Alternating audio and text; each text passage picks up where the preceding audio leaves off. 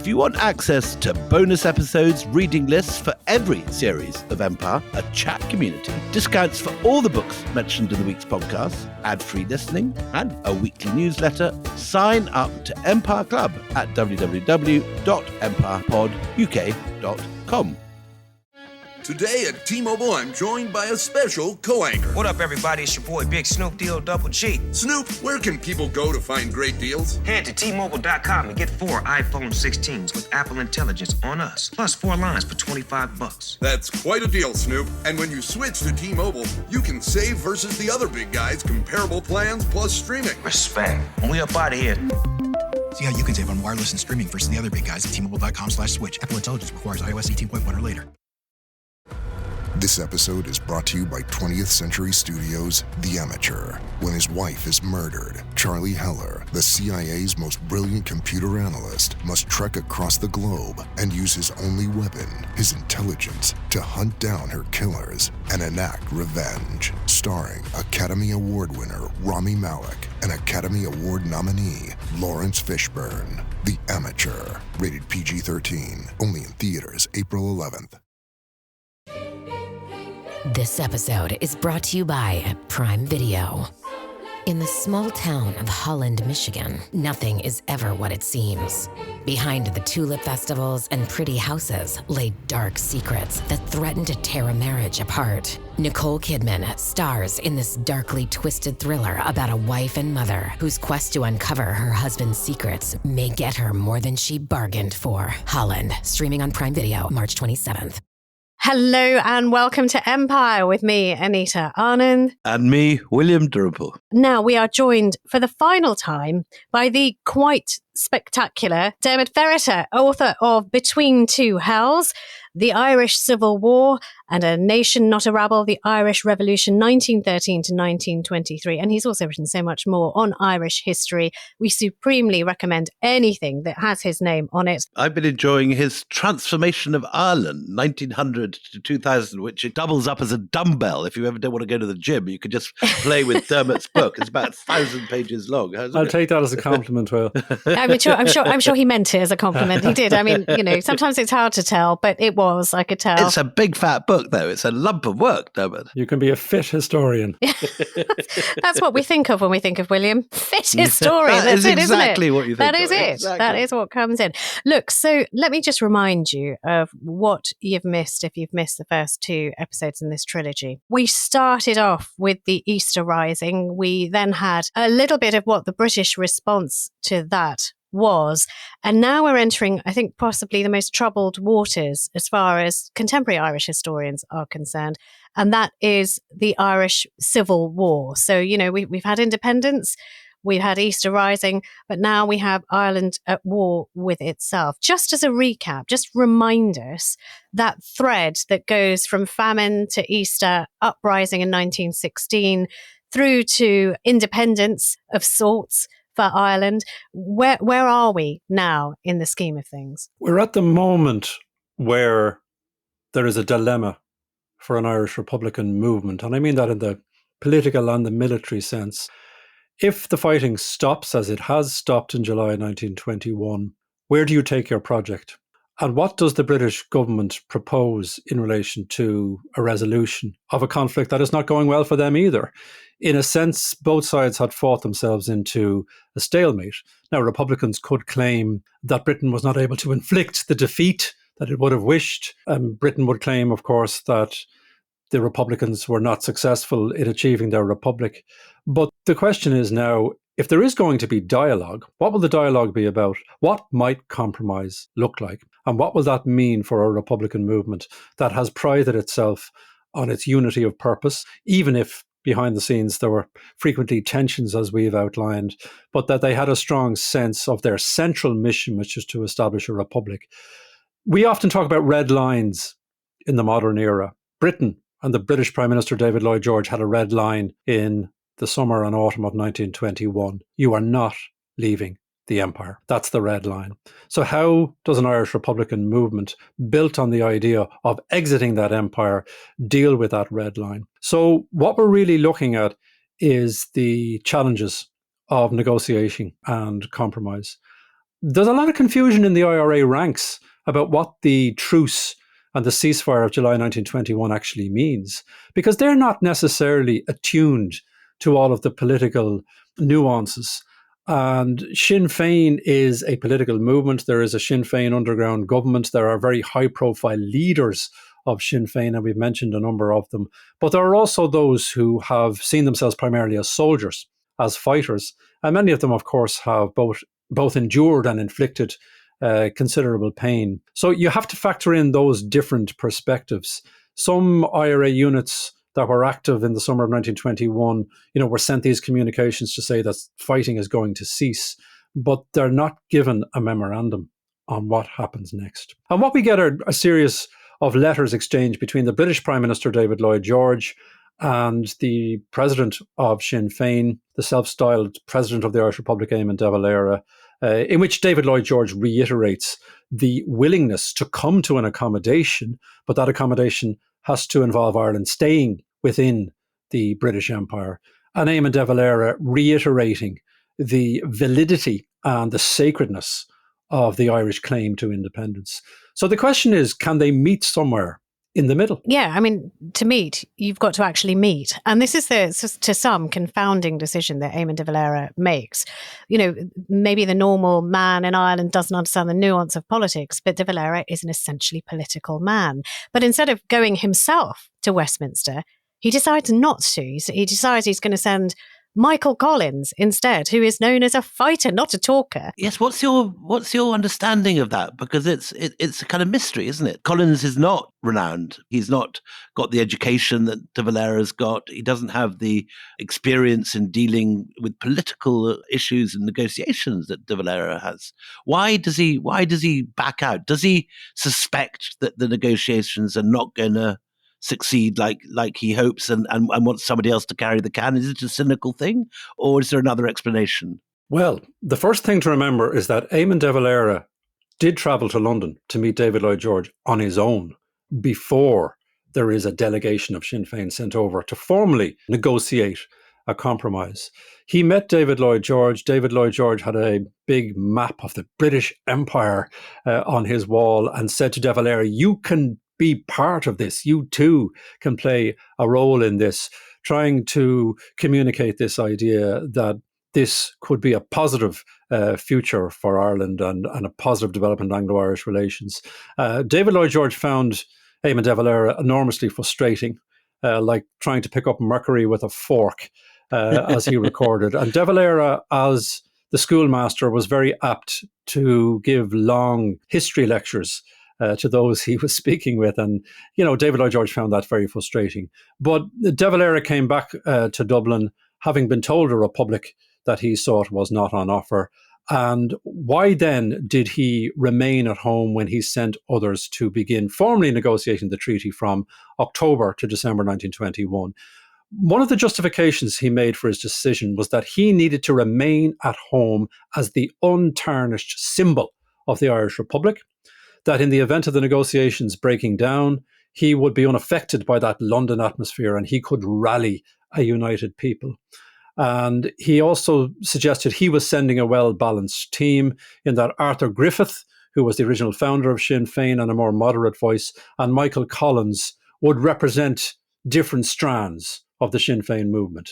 Of course, Michael Collins had a reputation as being more hardline, but I wouldn't assume that Michael Collins did not want to be part of the solution. We can conjure up a narrative of him being flung into the lion's den at Downing Street as a reluctant fighter, talking to politicians. Collins wanted to be part of the solution. What he feared, however, was that he was being sent over to bring back the bad news that De Valera didn't want to bring back. Right. And did he suspect that even before he went? He did. And I mean, as he put it at the time, the compromise was in accepting the invitation.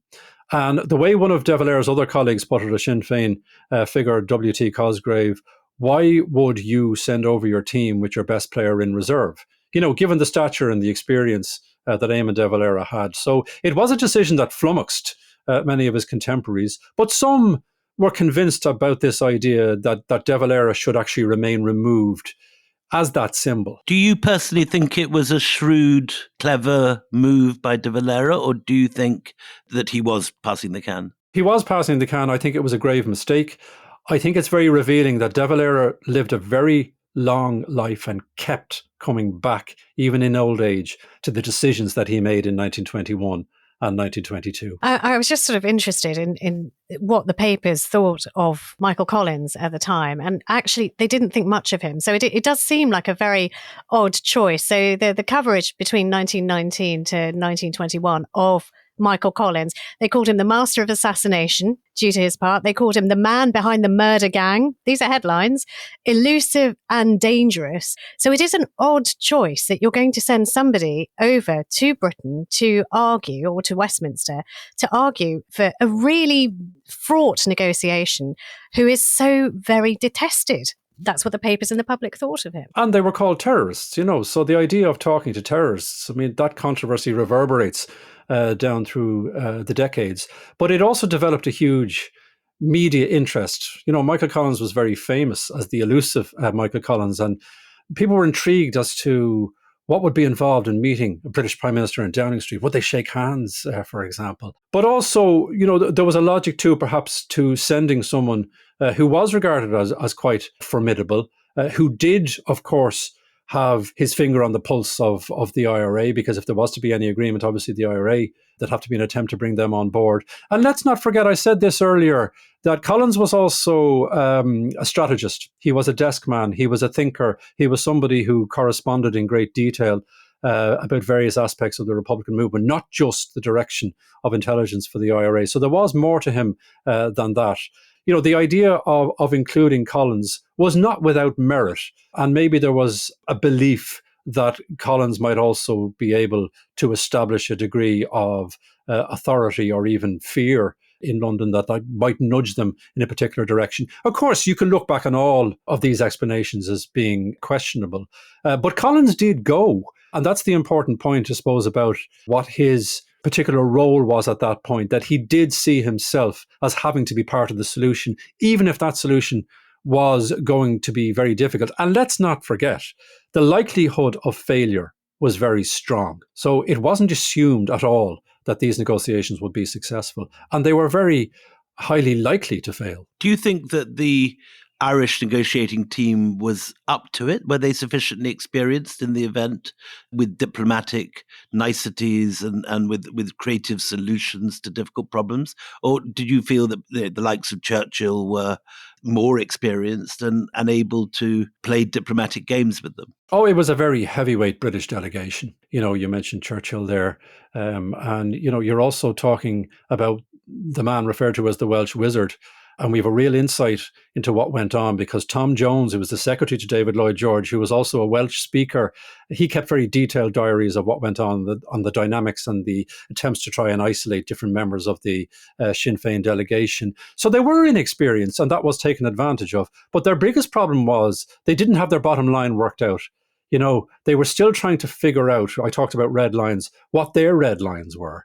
Were there certain issues on which they had room for maneuver? And without getting into all of the specifics of the negotiations, because they were very, very lengthy and extended, the big questions were obviously empire. The other question was they wanted the undoing of partition, because Ireland has been partitioned at this stage to satisfy the Unionists. There's a new Northern Ireland. They want that undone. But they also recognise that geography is relevant as well as history. Is Britain going to continue to have an input into the defence and of itself and using Ireland in relation to that defence? The rest of the 20th century will see country after country leave the British Empire. 1947, India, then throughout the 50s, a whole range of African and other countries. Were there any templates for the Irish negotiating team of anyone who'd already left the British Empire who they could model their negotiations on? Or were they literally the first? They were the first to be colonised and then the first to get out? Yeah, I mean, this was the important point about how high the stakes were. There would have been a perspective on the part of the British hawks as well that this could be the domino that would begin a process that would see all other dominoes fall. So what David Lloyd George was emphasising again was the Canadian example. And we've mentioned Jan Smuts and the South African example where, we would acknowledge your right to a degree of self-determination, but it would have to be done within the empire. So there wasn't that template for complete separation. So, in that sense, they were in uncharted territory. Now, there were very able individuals on the Irish side, and they did have advisors and they had a significant retinue with them, and they took themselves very seriously. Arthur Griffith was no slouch, neither was Michael Collins, George Gavin Duffy, who had legal expertise. They did try and cover different bases, but, they didn't have significant negotiating experiences. And what can happen in negotiations as well is that a particular dynamic develops. It's important to remember the instructions they were sent over with. They had the formal title of plenipotentiaries. Now, if you were to give the dictionary definition of that, you could say, well, that gives them the power to negotiate and conclude an agreement. But they were also told by Eamonn De Valera that they had to refer any proposal or final proposal or draft proposal back to those Sinn Féin cabinet members who remained in Dublin. So in a sense, we have a London Sinn Féin now and a Dublin Sinn Féin, and relations really break down and become quite fraught because the practicalities of that, and even think of the physical effort that was involved in travelling back, these extended train journeys and then the journey across the Irish Sea. It was physically exhausting as well. How did you get to Ireland in those days? Liverpool and Stranraer again, like today? Or you got the train. You could get the train up to Holyhead and you could take the boat over then. It was a long old journey. But I think the important point is that the way in which the British approached it was to try and bring certain points to a conclusion quickly and, try and work on individuals on the Irish side who they thought were more amenable to compromise, and that chiefly was Arthur Griffith. Okay, so where the Brits are coming from, but what about Michael Collins and so on? Are they writing to De Valera, who is their chief? After all, he's the man who is going to take responsibility, they think, for whatever agreement is signed. Are they asking him for guidance? Is there a paper trail saying, Dev, tell us what to do? There is a very substantial paper trail, and we're lucky as historians because we have access to that. We have the files of the treaty negotiations from the Irish side. And what you can see developing over the course of the negotiations is increased frustration on the part of the negotiators in London, the Sinn Féin negotiators. At one stage, they tell De Valera, you are putting us in an impossible position because, things are changing. There are various draft proposals, for example, about the Ulster question or about empire or about the possibility of an oath of allegiance to the British Crown, which becomes such a sticking point, but also around questions of the future defence forces, if there are to be any, for an Irish Free State, and what might an Irish Free State actually mean? All of these different questions. De Valera didn't have the Ulster policy worked out before they left. But does he reply? What does he say? Does he say, look, just sort it out yourselves? No. Or does he? What does he say? What he says, keep us abreast of the various negotiations and the developments and the proposals, and that then, we will respond to them and give you position papers. If we think there's something completely unacceptable, we will inform you and you will then tell them it's completely unacceptable. And yeah, that might be fine in theory, but in practice, you also had an impatient British negotiators who had a finite amount of time as they saw it. At the heat of discussion, a closed room, banging tables, And they would also say, who is in charge? You cannot expect us to negotiate with you and with Eamonn De Valera, who has left himself in Dublin. So those dynamics are interesting. And like when it came to the Ulster question, for example, they wanted to get that out of the way. It's interesting that they felt that the Ulster question was not something that interested the British audience. They're not particularly interested in partition. Many on the British side privately conceded that the partition of Ireland was a very bad idea. They didn't like the idea anyway, and they had done it because they didn't want civil war on their doorstep. So they came up with this idea of a boundary commission that would review the border at a later stage to try and kick that can down the road. And, Arthur Griffith interpreted that in a particular way. They thought that it would force Ulster down as to be kind of economically and politically no longer feasible. And they were sold a pup in relation to that. But they're working on Griffith because they believe that, Griffith is more open to compromise. What was it like socially for them? Obviously, Collins had lived in London and worked in the post office earlier in his life. But since then, he's assassinated a whole bunch of Brits in the streets of London. Is he boycotted socially, or is he feted in the drawing rooms of London? Are they living in modest digs? What's going on day to day? He's certainly not boycotted. There are people who like the whiff of sulphur. There's one historian has referred to the Collins mania that was apparent in London in the autumn of 1921. People want to be seen with this elusive Collins. Despite all the issues that you mentioned in relation to his history, he's in significant demand in society terms. People like Lady Lavery, for example, the wife of the artist John Lavery, were very captivated by the idea of this Irish rebel. They sometimes sit for portraits, they go for dinners. Collins actually stays in a separate residence. And that's partly to do with what's regarded as his particular vulnerability, but also the possibility that he might have to be spirited away if things go awry, and that there will be a plane on standby for that. But they did, as a delegation, take themselves very seriously. They were well financed. And but there is that whole social scene around the treaty negotiations. Since you've opened up the social scene, I'm going to dive in and ask, the story that's told in the film, that he's in love with the same woman that Harry Boland is in love with as well, Kitty, this woman Kitty. Is that true? Are they devoted to each other at this time? What is the love life of Michael Collins, who's being courted by all these very fancy ladies in London? Yeah, I think the love life of Michael Collins was not half as complicated as it was sometimes presented or wished to be. I suspect Michael Collins died a virgin, but at the same time, that love triangle was real. Harry Boland, his close friend Michael Collins. Of course, Harry Boland is a significant Sinn Féin figure in his own right. And Kitty has to decide between the two of them. And she decides on Michael Collins. And Harry Boland is very put out about that.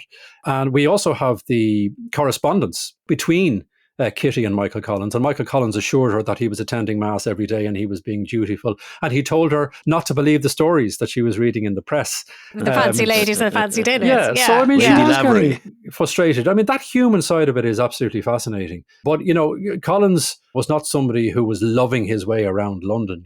There's a very traditional side to Michael Collins as well. So I think some of the narrative around the great Lothario of Collins can be exaggerated. He's going to the Brompton Oratory every morning. That's right. And a lot of the correspondence between them, they're not necessarily discussing the serious matters of the negotiation. It's more frivolous matters, but you can also detect Kitty's frustration. Yeah, because he's far away and he's away too long, which is it's rather cute. And it's she wants reassurance. Yes, I know. Just are you still mine?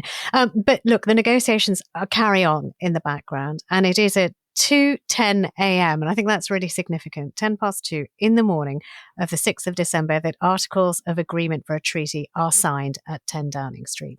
Now, the one thing you mentioned it before is this oath of allegiance that they draft that everybody must take. So, and I'll read it, because once you hear it, you'll know why the reaction is as strong as it is when he takes it back. So this is what they should swear. I do solemnly swear true faith and allegiance to the Constitution of the Irish Free State, as by law established, and I will be faithful to His Majesty King George V, his heirs and successors by law in virtue of the common citizenship of Ireland with Great Britain, and her adherence to and membership of the group of nations forming the British Commonwealth of Nations. Now, that in itself contains two things that most Republicans will not be able to stomach. One, we take the knee, to use the Game of Thrones terminology, to a king that we have hated and who we feel has persecuted us. And also that Ireland is part of what now? We're meant to be free. What is this backdoor membership? We didn't sign up to this. So does Collins think they will accept this oath of allegiance when he takes it back? Or does he take it back filled with lead and dread, thinking, oh God, this isn't going to work, is it? Well, the way he puts it is that if he signs the treaty, he's signing his death warrant.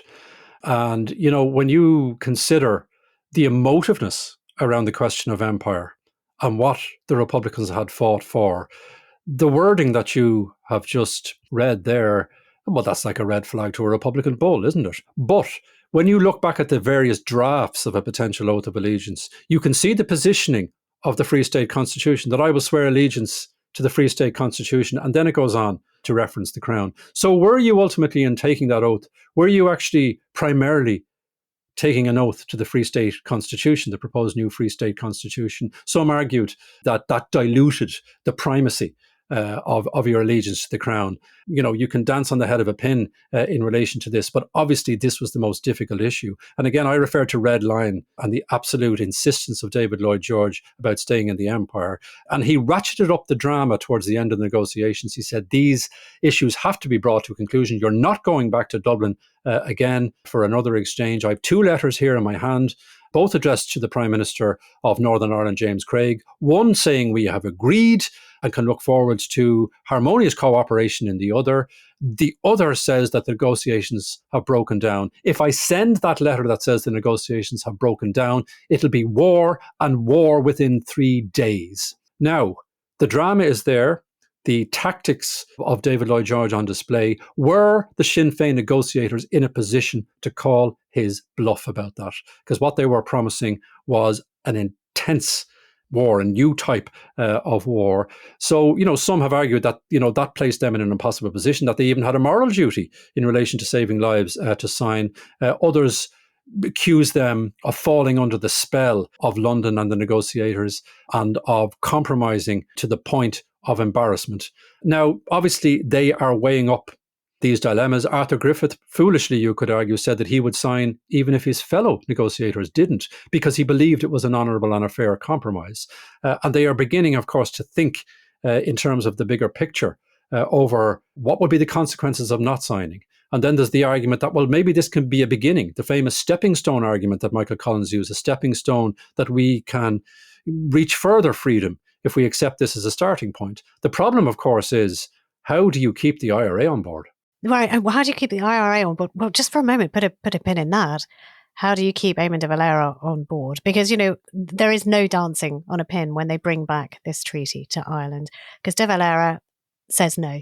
He is furious. How could you have done this? How could you have done this without coming back to me first? I mean, just describe the fire and the fury. And even the language he used in rejecting it, that it was in violent conflict with the wishes of the majority. Now, as it turns out, that wasn't true, but De Valera had a tendency at different stages famously to look into his own heart to decide what the Irish people thought.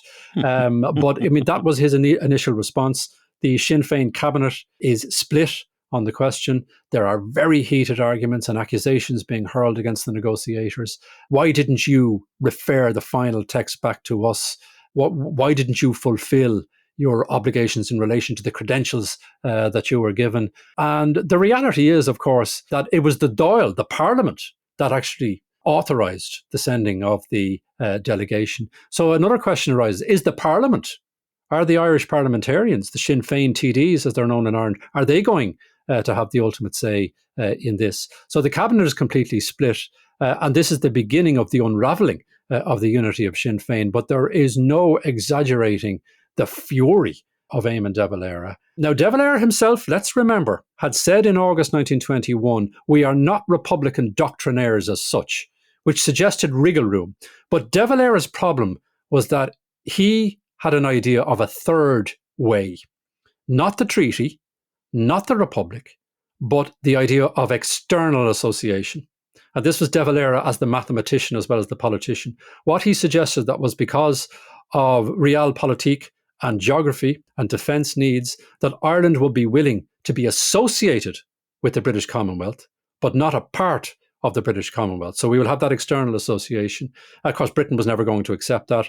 And there were those in Sinn Féin who were very frustrated at the idea of De Valera, the mathematician, coming up with further complications. So there was a sense maybe that De Valera thought that he could save the day by coming up with this third way. Is there a sense that there's a great rivalry between Collins and De Valera? Is De Valera a bit miffed that Collins has been swanning around London, living it up with Lady Lavery, and he's been sitting in Ireland all on his own? I think there's always egos at play here.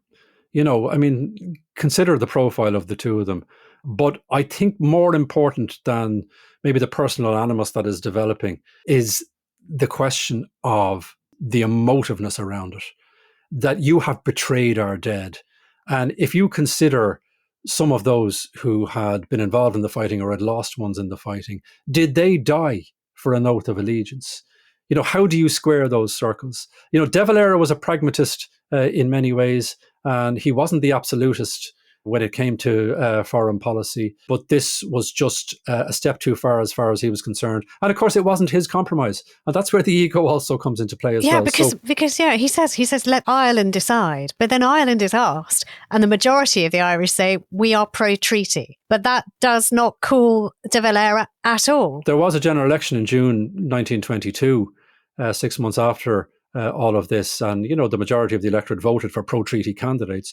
But of course the argument was made, well, that's only a vote that is conducted under threat of war from the British Empire. So it's not legitimate. So again, people were tailoring their arguments to suit the particular needs. But the important point is that the Sinn Féin cabinet had broken down in relation to this, a slight majority in favour, but then the vote of the Parliament, of the Dáil and the Irish Parliament, becomes a fascinating exercise in national soul searching, where 100 parliamentarians speak and give their views over the course of late December and early January. And you can feel the emotion running through it. Mary McSweeney, for example, who was a Cork Republican, one of the few women in the Parliament, whose brother, famously Terence McSweeney, had died in Brixton prison during the War of Independence as the Lord Mayor of Cork after 74 days on hunger strike. She never mentioned his name, but she spoke for 2.5 hours, and she invoked the spirit of the dead.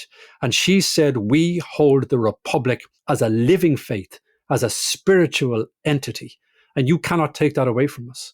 So you have that level of emotiveness, but also personal accusations being hurled, the breakdown of personal relationships. We mentioned Harry Boland and Michael Collins, who find themselves on opposite sides of the treaty debate. That was being replicated in families around the country. And even when you consider then the intervention of the Catholic Church over the course of Christmas 1921, a more conservative entity which are urging acceptance because it'll mean peace, and business interests and economic interests. Commercial people are saying, well, this will be good for business if there is peace. So there are a lot of different societal pressures as well. And there are those who don't have the appetite to go back to war. So the vote is very close. It's 64 votes in favour, 57 against. So that is a narrow margin, but it is, sort of almost an equally balanced, not quite. But it's indicative of the depth of the split in the country. But now you have, in politics at least, pro-treaty and anti-treaty. Let's take a break. Join us after the break when that fissure is divided by violence. This is an advertisement from BetterHelp. In a society that glorifies independence, it's easy to forget that we're all better when we have a support system behind us. One of my most important mentors was my wonderful, wacky old aunt who lived in a beautiful manor house, and she was fanatical about researching the history of her old manor house and the deserted medieval village which lay behind it. She gave me the tools, really, to set off on my life's work, which has led ultimately to this podcast. Now, therapy can also be a support in any area of your life. It's time to shift the focus from doing it all to knowing that we're better when we ask for help. Therapy is helpful for learning positive coping skills, and it isn't just for those who've experienced any sort of major trauma. As the largest online therapy provider in the world, BetterHelp can provide access to mental health professionals with a wide variety of expertise. Build your support system with BetterHelp. Now, our listeners at Empire get 10% off their first month at betterhelp.com/empire. That's BetterHelp, HELP.com/empire. We off? 30 seconds of carefree bliss. Oof, like wind in your hair carefree. Oh, like using Clorox disinfecting all-purpose cleaner in the home carefree. Yes. Like dog slobbing on the coffee table and cleaning it with Clorox carefree. He's on a roll now. Spit toothpaste on the faucet. You got it. You got it. Peanut butter on the light switch. Oh, spritz, spritz. Spritz, spritz. Clorox, man. Clean feels good. Okay, we're back. Use as directed. This episode is brought to you by Progressive Insurance. Do you ever find yourself playing the budgeting game? Well, with the Name Your Price tool from Progressive, you can find options that fit your budget and potentially lower your bills. Try it at progressive.com. Progressive Casualty Insurance Company and Affiliates. Price and coverage match limited by state law. Not available in all states.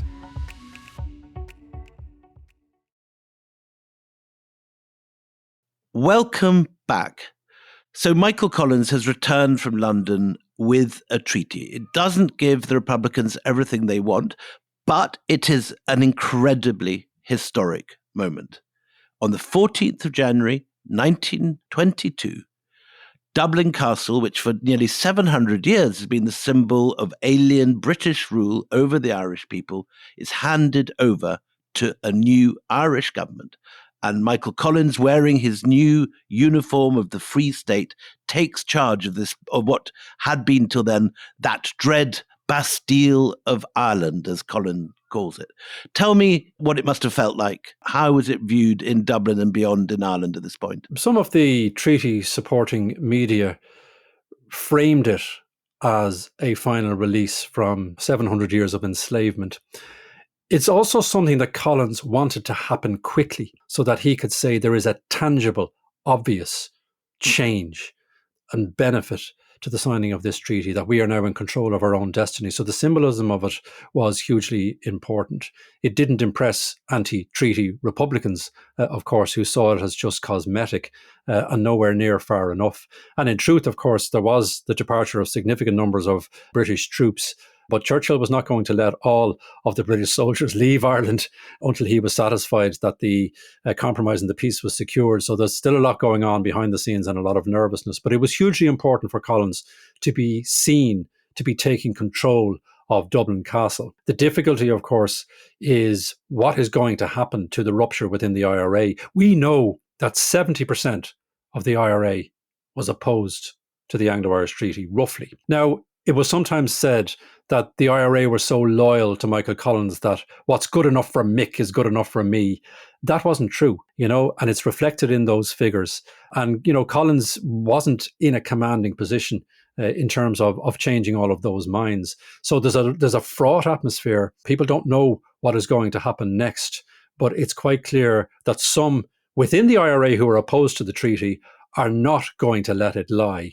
And they begin to organise, and they begin to meet, and they begin to defiantly challenge what is now the provisional government of the Free State, to challenge their authority and their right to exist at all. Right. So, one of those first challenges made tangible is the anti-treaty people taking a British barracks. So, you've got Michael Collins trying to sort of carry on with that feel-good factor of we are all together, we are all one. But there is a major split, and they defiantly go against him, and they take weapons, signalling intent for the future. And how to deal with them is the real dilemma as well, because it's hardly surprising that such was the depth of feeling that these anti-treaty IRA members were not going to accept this, and they wanted to demonstrate as soldiers their loyalty to the Republic. The question is, how will the government respond to them? Do they go after them quickly? Do they have the resources or the means to do that? And let's not forget, the shadow of Winston Churchill is also there as well. He writes these extraordinary letters to Michael Collins in April 1922, saying, "Your government must assert itself or perish and be replaced by some other form of control." A classic Churchillian flourish. And the some other form of control is about Britain re-entering the fray again, which of course would have been regarded as a humiliation, but which some anti-treaty Republicans would have welcomed because they believed it might unite both sides of the treaty divide. So there is that fraughtness, and you then have the occupation of the forecourts, a very significant building in Dublin city centre, when anti-treaty Republicans decide, under the nose of the authorities, the provisional government, that they are not going anywhere until the validity of the Irish Republican cause is recognised, and they hold themselves up there. So, this is increasing pressure on Michael Collins and his colleagues. Arthur Griffith is getting increasingly frustrated, and he's been called over to London to explain what is going on and, why haven't you made more progress? And how are you, as a provisional government who have accepted the treaty, and the Dáil has accepted the treaty, how are you going to face down these Republicans? Give us a picture of the seizure of the forecourts and tell us about the building itself. It's on the river, it's on the Liffey, it's a magnificent Georgian structure, one of the main big buildings in central Dublin. Yeah. And these guys have just walked in with guns, with barricades. What have they got? It was one of the jewels in the crown of that 18th century building programme. And it's a very imposing building. And of course, it sits overlooking the River Liffey as well. And, as a very important site of legal affairs, it also housed the Public Record Office. So it housed the archive of the administration of the British state in Ireland. So these IRA members went in with considerable ease. They barricaded themselves in. They ultimately began to plan for what might happen in the event of them being removed, which ultimately resulted in the destruction of the Public Record Office, which was a great cultural tragedy. But many people were not focused on culture at that moment. They were focused on the enormity of the Oath of Allegiance question and the finer details of the treaty. So they're essentially waiting. And the British government not only wants initially the provisional government to move against them, they're prepared to move against them themselves. Winston Churchill was discussing plans as to how the British forces might remove them. That would have been a humiliation too. So ultimately, towards the end of June, Michael Collins decides, under considerable pressure, that he has to move against them. And the only way to move against them is by using the resources and the artillery that the British have provided. So this is like a kind of perfect reversal of where we opened in the first episode of this trilogy, when he's sitting in the GPO, barricaded in with the British guns facing him. Now he's at the guns looking at his mates and friends like Harry. He's on the outside, yeah. People he's trained. I mean, also the youth of a lot of these people who, are arrayed against him. There are many accounts, very moving accounts of boys in uniforms that belong to their dads, that are just hanging off their tiny slight frames. There are beautiful accounts and poetry written about the time of looking over and seeing your neighbour or somebody that you've known since a child. Only a few months ago, you were fighting shoulder to shoulder. Now you're aiming a gun at his head.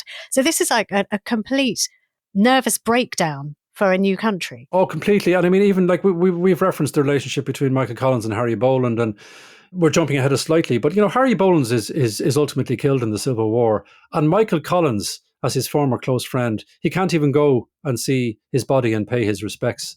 And he writes about that, He can't because he's disgusted, or he can't because he's broken by the death, or... Too dangerous. It's too dangerous, and he wouldn't have been accepted there because he was regarded as somebody who had engaged in such a great betrayal. But it's the human motions. He weeps, doesn't he? They do. And I mean, many of them break down. And, when you consider, I've used that phrase, between two hells, it's not just about the high-profile leaders. P.J. Maloney was a Tipperary Sinn Féin TD who described that dilemma in 1922. We're being asked to choose between two hells. The hell of remaining in the empire, or the hell of turning on each other, or continuance of the war. He had spent 23 days on hunger strike. He had lost a son in the IRA during the War of Independence. That's the nature of the kind of human dilemmas that they're dealing with. And some of the TDs went back to their constituencies at Christmas and discovered that their position was at odds with the constituents who had elected them. So families are making their views known, and sometimes within an individual family, you can have people at this stage who are not even speaking to each other. Can we also just talk about the fact that, these are men who've been trained by the same men. So how are they using the same sort of guerrilla tactics that were so successful against the British, against each other? Yeah, the difference is now you have a divided community, so they can't rely on public support to the same extent. And they're much reduced in terms of numbers. So if the anti-treaty IRA want to engage in a civil war or guerrilla campaign, they are much reduced. And they do generally retreat to what we call the Munster Republic. In other words, the counties where they were strongest, such as Cork and Tipperary. But what happens then at the outbreak of the Civil War is that Michael Collins becomes commander-in-chief of a new pro-treaty national army, as it's known, which is the pro-treaty IRA effectively. And they have more resources.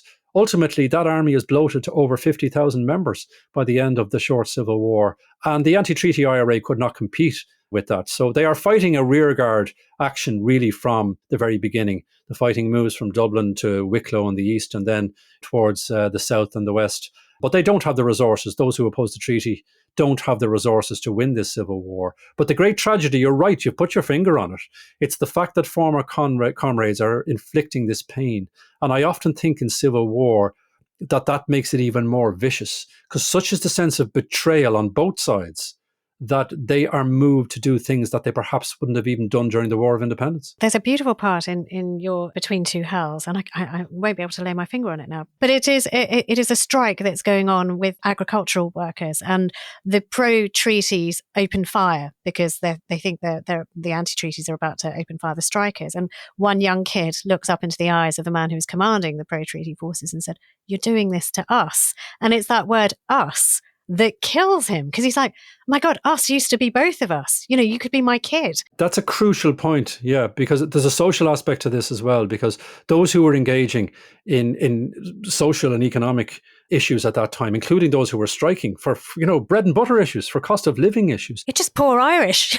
But they were regarded as subversives. And in a time of civil war, we are going to crush any activity that is regarded as subversive. The same is true of land seizures, for example. The government, Kevin O'Higgins, who becomes the Minister for Home Affairs, later Justice, he says, "We were the most conservative revolutionaries who ever put through a successful revolution. We are not going to tolerate this level of subversion when it comes to social issues and land questions and economic questions." And the way that they were postal workers who were striking. And the government reaction at the time was described by a Labour activist as the scrapping of every individual liberty, so that the state is becoming centralised and ruthless, which it is justifying on the grounds that it has to defeat this threat from within. It's an existential question as it sees it. How do the scale of the casualties in the Civil War compare with the previous War of Independence or the Anglo-Irish War? 1,500 people roughly were killed in the Irish Civil War between June 1922 and May 1923. That is not a high body count. The Finnish Civil War in 1918, in a country of similar size and population a couple of years previously, 36,000 people were killed. Many of them were starved to death. There wasn't that level of slaughter. But what's important about the Irish Civil War killings is the intimate nature of the killings. And some of the things you've mentioned in relation to people knowing who is inflicting this and those who are enduring this. There are terrible scenes towards the end of the Civil War when the Free State is so keen to quash the last outpost of Republican anti-treaty Republican IRA that they actually tie prisoners to mines and detonate them. And the way one contemporary observer and Republican put it, the birds were eating the flesh off the trees in Ballyseedy, which was a site in Kerry. And that was a revenge for what the anti-treaty IRA had done to Free State soldiers. So there are those revenge killings. The details are appalling. And at the same time, it is not a high body count when we think of the scale of European killings during that period. Now, as the Civil War ebbs towards the west and the Free State Army, with its greater resources, is now beginning to have more and more control over more and more of Ireland, and there's only a few counties left where the anti-treaty forces are in control, we have the great tragedy, as it's sometimes depicted, certainly, of the Civil War, which is the ambushing of Michael Collins himself. Now, it's a very contested bit of history, and the film version is particularly inaccurate, I think. Well, it puts it all on De Valera, that De Valera lures him to Cork, and all his friends are begging him, "Michael, don't be going to Cork." Isn't it interesting that Alan Rickman, the actor who portrayed De Valera, was not happy with that depiction? He gave interviews about it subsequently, that he actually made the case to the filmmakers that this was not the way to do it, and he was ultimately overruled. Now, Michael Collins was interested perhaps in putting out feelers in his native West Cork about whether or not you could bring people together to try and bring this to an end. But there are a number of different factors relevant to the ambush. He was leaving himself very exposed. They'd also been drinking, and that is important in relation to how it may have clouded their judgment. And there was an arrogance too associated with his thinking that they're not going to do this to me in my own back garden. Yeah, I never shoot me in my own county. Which underestimates the depth of feeling that was there. Let's go through the events of the day slowly and really focus in on it. So, on the 22nd of August, 1922, Michael Collins sets out from Cork City on a circuitous tour of the West Coast in an open-topped car. And he passes through some towns and reaches an isolated crossroads at, you have to pronounce is it Bale and Blath? Bale na Blá. Bale na Blá. Valley of the Flowers. He stops at the local pub, Long's Pub, and he's spotted there. He's recognized. And they set up an ambush, hoping he might come back. Tell us what happens. Yeah, and I mean, they were there for hours. They were waiting. And there's a very long delay. And by some accounts, they were actually preparing to go by the time the convoy appeared. And then they decided to make their move. And these were West Cork anti-treaty IRA members. Of course, Collins is exalted in West Cork to a degree. But there's also, because he is of West Cork, the depth of the opposition on the part of the anti-treaty IRA is really strongly felt as well. So they saw their opportunity. And it is the great public tragedy and the best known tragedy of the Civil War. He was only 31. George Bernard Shaw, who we've mentioned, the playwright, wrote to Collins' sister, Hannah, afterwards, asking her to be thankful that he did not die in a snuffy bed of a trumpery cough as an old man, inevitably disappointed by what would have been his life had he lived, which was slightly insensitive. But I suppose he was also making the point that it also secured the legacy to a degree of Michael Collins. He became that kind of canvas because he was the lost, dashing young leader. And there was then myth-making and propaganda, arch propaganda, a statement released by his colleagues saying that his last words were "forgive them." Now, he was travelling with Emmett Dalton, and it's likely his last words were, "Emmett, I've been hit." So, you had the myth-making from the very beginning. But it was a terrible tragedy. And of course, it had an international ripple because of the profile of Collins. Well, absolutely. I mean, what we will learn afterwards is that he got his fatal shot through the head, struck by a bullet fired from on high. And I mean, death came quickly to Michael Collins. But you're right about the reception of this death. I mean, you're going to tell me about Ireland in a moment, but the British press, again, I love looking at newspapers. I can't stop myself. But they start, from calling him the man behind the murder gang, elusive and dangerous and all of that kind of thing. They start writing eulogies almost immediately for Michael Collins as if he was a great statesman. They are absolutely valedictory and saying, this man was a statesman. We have lost a great presence from the world. The Daily Express, the one man who could have united Ireland. This one from the Times, Ireland has lost its greatest leader. The Manchester Guardian, the lost hope of Anglo-Irish peace. I mean, what a difference a few months make. And also the politicians, the senior politicians releasing statements, the same politicians who would have referred to him as a horrendous terrorist, now framing him as a statesman. What was De Valera's reaction when he heard about the death? I mean, he'd come to hate the man, hadn't he? Or was there still feeling? He is distraught because the enormity of it could not but impact on anyone who had worked with him or anyone who was in a senior position in Sinn Féin. We also know that, the Free State side was imprisoning an awful lot of anti-treaty IRA members, and some of them dropped to their knees to pray when the news came trickling through.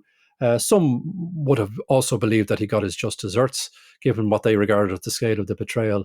But it places De Valera, of course, who's at the lowest point of his career at this stage, in another difficulty. Because, he's well aware that he will also perhaps be blamed for the circumstances that led to this assassination. And of course, that blame game becomes very much a part of what we call Civil War politics down through the decades, about who was responsible for what happened in Ireland in 1922. So the reverberations are very deep.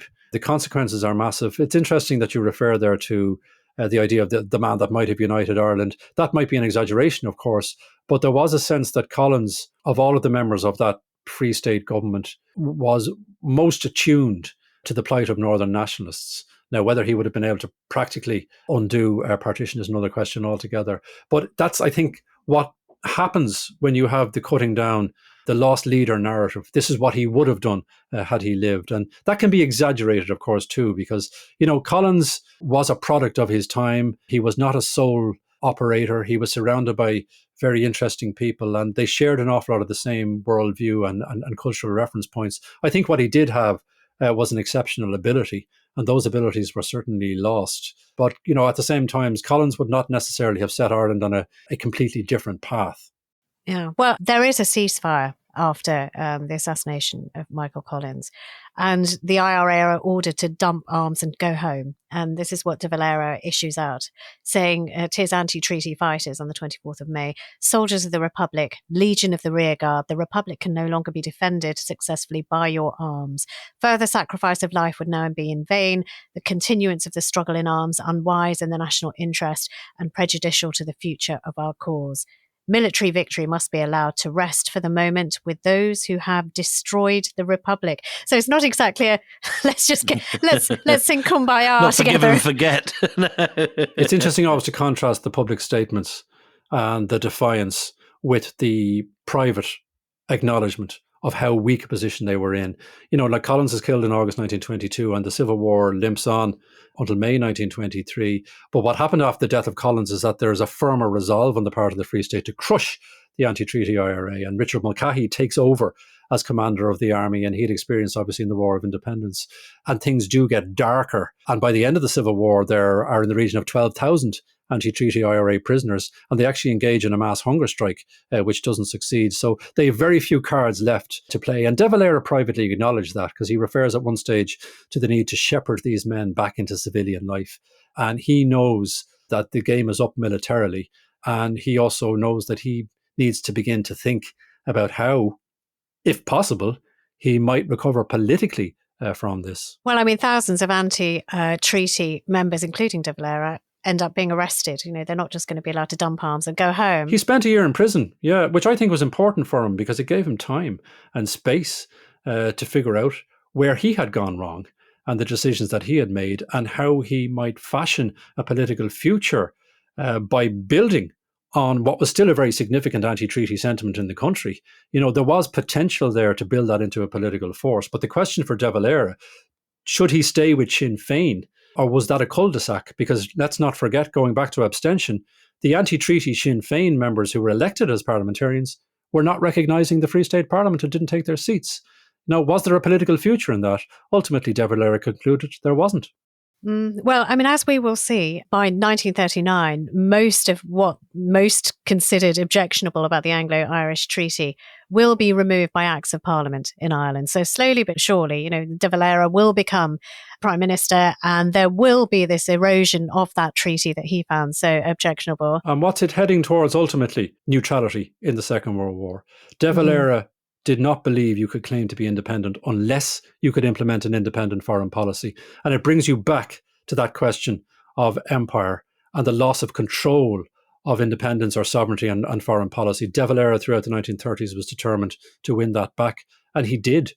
Well, let's just talk very briefly, because we've only got a few minutes left with you, just about legacy, because I read this article and it's 10 years old now, so we're coming up to the 60th anniversary of Eamonn De Valera's death. August is when he died, and there's this article by a very good writer called Eamon Delaney from the Irish Independence, and he defends De Valera. He says, it's about time we look back, because so many people look back in anger at De Valera. They blame him for the death of heroes like Michael Collins, but he says there is something odd about this, that in Ireland itself, in Dublin, you have Parnell Square, or you have, streets named after Parnell. You have places named after Collins. But when he was talking to somebody saying, where is the De Valera road? The man answers saying, we don't have a road long and skinny enough to match that bastard. That there still is this legacy of anger and hatred towards De Valera, which, well, he certainly doesn't feel he deserves. And I take it from the body of work that you've written, you think is rather unfair as well. Well, he was trying to take the emotiveness out of it. My grandparents' generation were not able to do that. And for many, he became the man they could not forgive. Such was the personal nature and personal reaction to the decisions that were made in 1921 and 1922. Blamed for the Civil War? Yeah, they lingered for that generation, many of whom had long careers in politics up to the 1950s and the 1960s. And then some of their children inherited those attitudes and those prejudices. So that does linger, and what we call Civil War politics, that Irish politics was built around that Civil War divide, that has only come to an end in very recent years, where the two sides of the Civil War and the parties that developed out of them can actually share power now. But it did take a century. But there's a personal element to it in relation to De Valera, because many would believe that ultimately he vindicated Michael Collins' interpretation of the treaty, because he did use it as a stepping stone to generate further independence. But it was he who ended up doing it, not Michael Collins. And for many, that was just something that they could not forgive him for. But there is a sense, I think, in more recent times that people have looked back to what he achieved in relation to foreign policy and enhancing Irish sovereignty and reframing Irish foreign policy. And he had a very clear vision in establishing his new party in 1926, Fianna Fáil, about where he wanted to take it and the country. And for all those who derided him and hated him, he was consistently returned to office. I mean, he was in power for 16 unbroken years between 1932 and 1948. So for all those who hated him, there was a significant number who revered him. Well, I mean, he may not still be loved in his own country, but I can tell you in other parts of the world, there is in Delhi a De Valera Road. They did name things after him. Yeah, there is. Although it certainly was. There was like a big sort of ceremony to name it after Eamonn De Valera.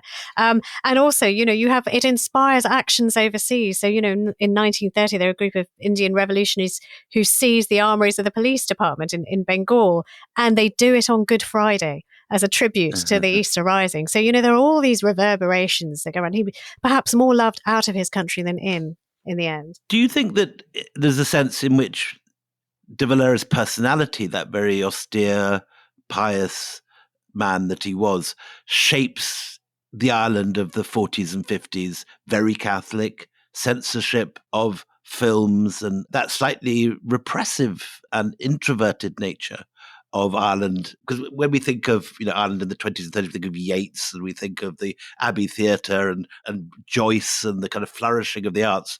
Well, are we right in thinking of the 50s as a much more austere time with the Catholic Church much more dominant and there in the Constitution and slightly crushing freedom of expression? And does that reflect De Valera himself? It reflects his generation. Again, you can't isolate De Valera in relation to that, because a lot of what Fianna Fáil did in power in the 1930s and 40s, they were continuing what had been done in the first decade in the 1920s when the Free State government and the pro-treaty side were in power. Because whatever else divided them, 94% of the population of Southern Ireland was Catholic. So they had the religion in common. And if there is a power vacuum there or an authority vacuum there after the Civil War, the church moves into that space very quickly. And both sides of the political divide were happy with that. And of course, they developed extraordinary control over education and healthcare and all these various other areas. So that was shared by both sides of the Civil War divide. There's also a very strong cultural sense of keeping out external influences.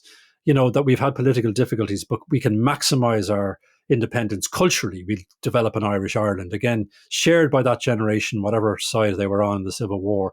But many of De Valera's mistakes perhaps were economic ones in relation to his approach to a self-sufficient economy, which didn't work. And then you have that massive emigration of the 1950s, which calls into question the validity of the approach that has been taken since the foundation of the state. And there's a reorientation then from the end of the decade towards greater trade liberalisation and so on. And yes, there are many people who associate De Valera with those failings, and that he, again, had a vision for Ireland, which was based around rural self-sufficiency and the promotion of the Irish language, cultural self-sufficiency. That may have given people a strong sense of their identity, but it didn't necessarily butter their parsnips. What you have done is you've shown us sort of the roots of hostility. And we are going to be taking this forward and looking at the connection between, well, it really does carry through all the way through to the Troubles, which will be the next thing that we talk about in this podcast. Well, I think that's the important point, of course, about the wider legacy. That, the end of the Civil War in 1923, it still leaves certain fundamental questions unresolved in relation to the divisions on the island, the partition of the island, and of course what constitutes the Irish Republican project. And that is opened up again at various later stages. We are so grateful to you. Thank you so much. Dermot Verriter, he is the author of Between Two Hells, The Irish Civil War and a Nation Not a Rabble, The Irish Revolution 1913 to 1923, and lots of other accounts of history. He is quite brilliant, as I'm sure you'll agree if you've heard these 3 episodes. Listen, that's it from us. Till the next time we meet, it's goodbye from me, Anita Arnon. And goodbye from me, William Dalrymple.